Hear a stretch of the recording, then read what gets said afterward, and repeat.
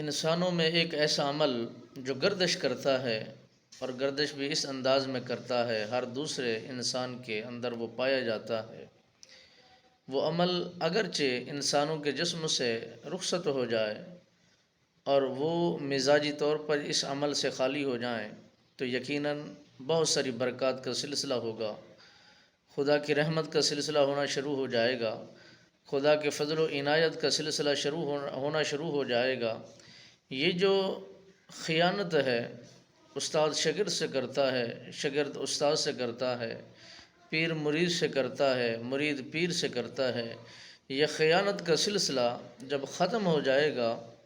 خیانت کا تصور ختم ہو جائے گا، ایک دوسرے کو دغا بازی کرنے سے انسان پرہیز کرے گا، ایک دوسرے کو دھوکہ دینے سے انسان پرہیز کرے گا، اور یہ سمجھے گا کہ میں اپنے بھائی کو دے رہا ہوں نقصان،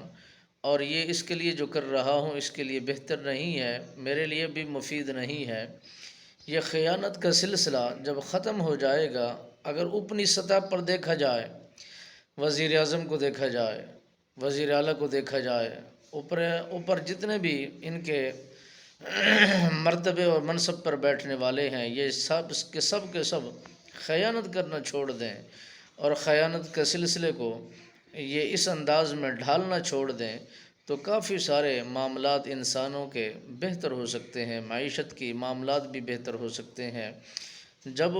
مال و زر میں خیانت نہیں ہوگی تو وہ کبھی مال کم نہیں ہوگا، کبھی ضائع نہیں ہوگا، کبھی کسی کے کھاتے میں فضول میں نہیں جائے گا۔ ایک دوسرے کی جب انسان پرواہ کرنا شروع کر دیں گے، خیر خواہی کرنا شروع کر دیں گے، ایک دوسرے کے ساتھ لجپالی کا طریقہ اپنانا شروع کر دیں گے تو سارے ماحول میں، سارے انسانوں میں، سارے مسلمانوں میں ایک محبت کی لہر دوڑتی ہوئی، گردش کرتی ہوئی رواں دواں ہوگی، اور لوگوں کو اپنی طرف میل کرنا شروع کرے گی اور لوگوں کے دلوں کو صاف کرنا شروع کر دے گی۔ پھر اعتماد بھی ہوگا، یقین بھی ہوگا، بھروسہ بھی ہوگا، تقوی بھی ہوگا، اعتماد بھی ہوگا، کامل ایمان بھی ہوگا۔ جب انسان